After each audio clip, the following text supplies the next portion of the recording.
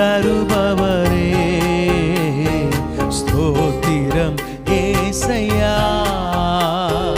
விண்ணப்பத்தை கேட்பவரே, என் கண்ணீரை காண்பவரே, சுகம் தருபவரே, ஸ்தோத்திரம் ஏசையா. மீண்டும் ஒரு விஷயம், விண்ணப்பத்தை கேட்பவரே, என் கண்ணீரை காண்பவரே, சுகம் தருபவரே, ஸ்தோத்திரம் ஏசையா.